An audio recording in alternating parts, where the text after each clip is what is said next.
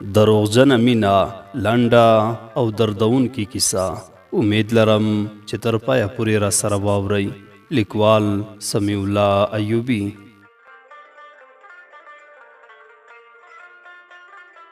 په ښار کې یو هلک ژوند کاوه چې نوم یې احمد و. احمد ډیر شتمن نه و، خو د زړه له مخې یو رښتینی انسان و. د هغه په شخصیت کې یو ډول سکون او صداقت و چې خلک به یې احترام کاوه. هغه تل باور درلود چې که انسان رښتینی وي، ژوند به یې وخت ورته خپل رنګ وښایي. احمد به هر سهار وختي پاڅېده، پوهنتون ته به لاړ، ماښام به بیرته کور ته راغی. ژوند یې ساده و، خو د زړه په ژوره برخه کې تل یو ارمان و. هغه غوښتل چې یو څوک پیدا کړي چې ورسره رښتینې مینه وکړي او ژوند ورسره شریک کړي. یو ورځ د مني په موسم کې کله چې پاڼې د ونو نه ورو ورو غورځېدې، احمد له پوهنتون نه کور ته روان و. د ښار په یوه ارامه کوڅه کې یوه جینۍ ولیده. هغه جینۍ د سړک تر څنګ ولاړه وه او د موبایل په سکرین کې یې څه لټول. کله چې د احمد سترګې له هغې سره ولګېدې، جینۍ سر پورته کړ او یوه ساده مسکا یې وکړه.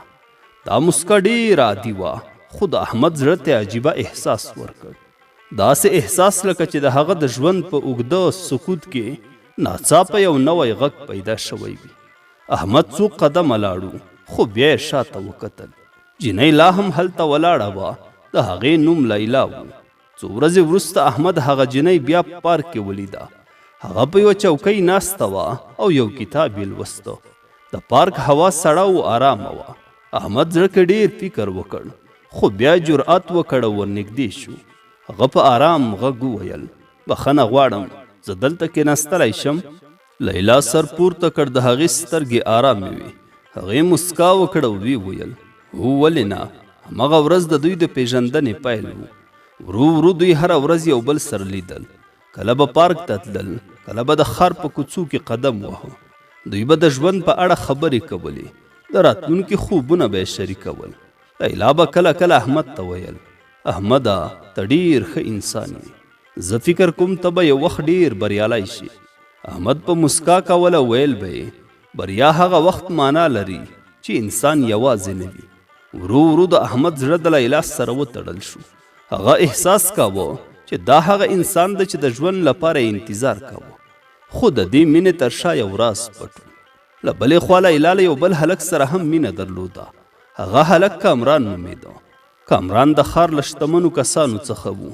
هغه قیمتي موټر درلود او تل به ځان په خپلو جامو کې ښوده. کامران به اکثره وخت لیلا ته ډالۍ راوړلې. ورو ورو لیلا د هغه له ژوند سره هم عادت شوه. خو احمد ته به یې تل ویل، زه یوازې له تا سره مینه لرم. احمد د هغې خبرې په پوره باور منلې وې. ورځ تر بلې احمد ته یو عجیب احساس پیدا کېده. کله به لیلا ناڅاپه ټلیفون بند کړ، کله به یې ویل چې مصروفه یم. احمد به ځان ته ویل، شاید دا یوازې زما فکر وي. خو یوه ورځ د احمد یو ملګري هغه ته وویل، احمده ما پرون لیلا له یو بل هلک سره ولیدله. د دې خبرې اورېدو سره د احمد زړه دروند شو، خو هغه لا هم نه غوښتل حقیقت ومني. هغه وویل، شاید ته غلط شوی. خو یوه شپه احمد پرېکړه وکړه چې حقیقت معلوم کړي. هغه ځای ته لاړو چې ملګري یې ورته ویلي وي. هلته یې لیلا ولیده. هغه له کامران سره ولاړه وه. دواړو خندل او خبرې کولې. د احمد نړۍ په همغه لحظه کې ورانه شوه. هغه ورو ورو ورنږدې شو. لیلا چې هغه ولیده حیرانه شوه او ویې ویل، احمده ته دلته څه کوې؟ احمد ورو وویل، زه یوازې حقیقت لیدل غواړم. هغه نور څه ونه ویل.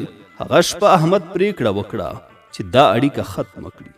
هغه ورو وویل، زه نور دروغ نشم زغملی، او هغه روان شو. هغې شپې وروسته د احمد ژوند بدل شو. هغه خپل ځان په کار بوخت کړ. کلونه تیر شول. هغه ورو ورو بریالی انسان شو، خو د زړه په ژوره برخه کې یو زخم پاتې و. له بلې خوا د لیلا ژوند هغه شان نه و لکه څنګه چې هغې فکر کاوه. کامران هم د وخت په تېرېدو سره بدل شو. هغه به ډېر وخت له کوره بهر تېرولو. یو ورځ هغه وویل، لیلا زه نوره دا اړیکه نه غواړم، او هغه د بلې جینۍ سره لاړو. لیلا یوازې پاتې شوه. ورو ورو د هغې ژوند خراب شو. کار یې له لاسه ورکړ، پیسې ختمې شوې، او په پای کې خپل کور هم له لاسه ورکړ.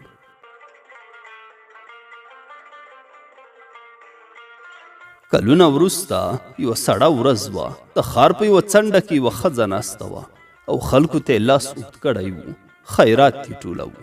هغه ښځه لیلا وه. همغه ورځ احمد له کار نه کور ته روان و. کله چې هغه د سړک له غاړې تېرېده ناڅاپه ودرېده. هغه ښځه یې وپېژندله، هغه لیلا وه. دواړو څو شېبې یو بل ته کتل. لیلا په مات غږ وویل احمده. د هغې سترګې له اوښکو ډکې شوې. بیا یې وویل ما ته بښنه وکړه، ما تا سره ډېره دوکه کړې او ما ستا زړه مات کړ. احمد ورو وویل ژوند موږ ته ډېر درسونه راکوي، خو ځینې درسونه ډېر ناوخته زده کوو. احمد ورو روان شو.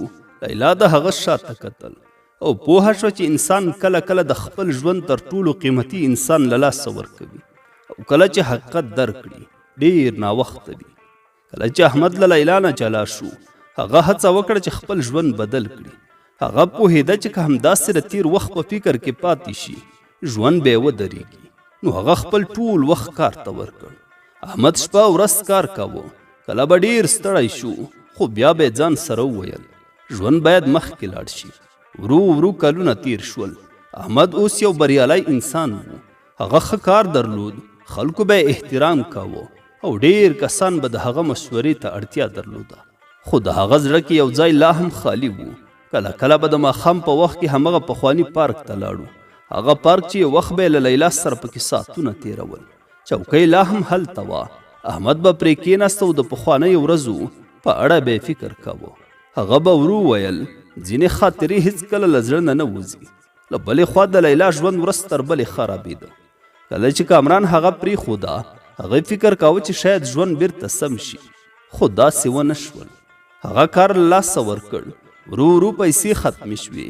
په پای کې هغه مجبوره شوه چې خپل کور هم پرېږدي. هغه ښار ته راووته او د ژوند له سختیو سره مخ شوه. یوه ورځ چې هوا ډېره سړه وه لیلا بیا د سړک په غاړه ناسته وه. خلک به تېرېدل او هغې ته به یې ډېر پام نه کاوه. هغې اسمان ته وکتل او ورو یې وویل خدایه کاشکې تېر وخت بیرته راتللی. د هغې سترګې له اوښکو ډکې شوې. هغه پوهه شوه چې ژوند کله کله انسان ته ډېر سخت درسونه ورکوي. یوه ورځ احمد د کاري سفر نه وروسته ښار ته راستون شو. کله چې هغه د ښار په مشهورو کوڅو کې قدم وهلو ناڅاپه یې د سړک په غاړه یوه ښځه ولیده. هغه ښځه ناسته او خلکو ته به یې لاس اوږد کاوه. د هغې جامې زړې او خرابې وې. سترګې د ژوند له سختیو ډکې وې.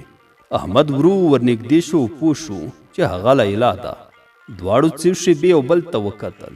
د کلونو خاطرې، د مینې، غم او مایوسۍ ټول احساسات د دواړو په زړه کې تازه شول. لیلا په مات غږ وویل احمده ما ته بښنه وکړه، ما ستا زړه مات کړی. احمد د هغې سترګو ته وکتل. هغه ښځه چې یو وخت یې مسکا د ده نړۍ روښانه کړې وه اوس له درده ډکه وه. هغه ورو وویل ژوند موږ ته درسونه راکوي، خو ځینې درسونه ډېر ناوخته زده کیږي. لیلا په ژړا شوه ویې ویل زه ډېره ناوخته پوه شوم چې ما ستا د مینې قدر نه و کړی. که وخت بیرته راتلی نو ما به هېڅکله هم داسې نه و کړي. احمد هېڅ ونه ویل. هغه یوازې پیسې د هغې مخې ته کېښودې. لیلا سر ښکته کړ او ویې ویل زه پیسې نه غواړم، زه یوازې بښنه غواړم. احمد ورته وویل زه تا بښم، خو تیر وخت بیرته نه راګرځي. د هغه وروسته احمد ورو روان شو او لیلا د هغه شاته کتل. د هغې سترګې لا هم د تیر وخت یادونو او د ژوند له ماتې ډکې وې. هغه پوهه شوه چې انسان کله کله د خپل ژوند تر ټولو قیمتي انسان له لاسه ورکوي او کله چې حقیقت درکړي اکثره وخت ډېر ناوخته وي. وروسته له دې پیښې لیلا په خپله د ژوند د بیا پیل کولو هڅه وکړه. هغه د ښار په یوه کوچني رستورانت کې کار پیدا کړ. کار سخت و، خو هغې هڅه کوله چې خپل ژوند سم کړي. احمد هم د خپل ژوند په کاروبار تمرکز وکړ. هغه تل د خلکو سره مرسته کوله او د مینې په اړه یې له تېر وخت نه درسونه اخیستي وو. د دواړو ترمنځ کوم اړیکه نه وه پاتې، خو یو خاموش درناوی د دوی په زړه کې لا هم موجود و. دوی پوه شول چې د ژوند درسونه کله کله خوره دردناک وي، خو انسان کولی شي چې له دې درد نه قوي شي. احمد تر پایه پورې واده ونه کړ او لیلا هم همداسې پاتې شوه. د چا د زړه نه څوک خبر وي، د چا د زړه نه څوک خبر وي د تشې خولې خندا خو هر سړی کوي نه. په خوله به جنګ در سره وکړم، په خوله به جنګ در سره وکړم، د زړه کوڅې به درنه نه جدا کومه. د قسمتونو فیصلې دي، د قسمتونو فیصلې دي، د زړه په خوښه یاران چا موندلي دي نه. ته به مې یو ځای بل ځای ګورې، ته به مې یو ځای بل ځای ګورې، زما به ستا دیوال ته سا ختلې وي نه.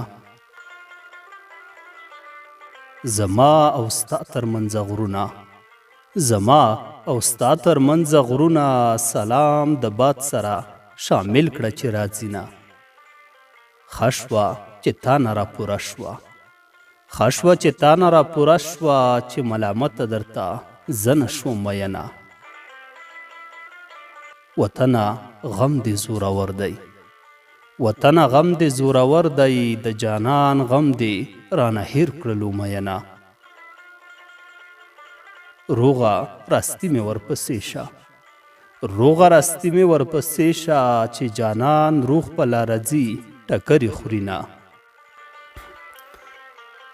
پرون په ړنګو میلو راغلم، پرون په ړنګو میلو راغلم، د یار کرلي ګلان وچ له تندې ونه. ته مې د غېږې په ارمان یې، ته مې د غېږې په ارمان یې، ما د مرګي ته صدقې منلي دي نه. په ښو او بدو دې خبرېږم، په ښو او بدو دې خبرېږم، اختیار مې خپل نه دی چې ودې کړم پوښتنه. د بېننګۍ یارۍ شروع شوې، د بېننګۍ یارۍ شروع شوې، څوک چې د یار کلي ته ځي ټوپک دې وړي نه. جانانه ستا پیغور یې راکړو، جانانه ستا پیغور یې راکړو، سترګې مې ټیټې کړې په زړه خوشحاله شومه. چې د نصیب خبرې کېږي، چې د نصیب خبرې کېږي، زه له هغه محفله لاره بدلومه. زما به زړه له ځانه تور کړې، زما به زړه له ځانه تور کړې، جانانه مه کوه بدرنګ بدرنګ خویونه. دا ته چې تلې خاموشه لاړې، دا ته چې تلې خاموشه لاړې، خلک چې ځي له خلکو اخلي رسختونه. د بېلتانه اول ماښام دی، د بېلتانه اول ماښام دی، د درد ګولۍ ورته په لپو لپو خورمه.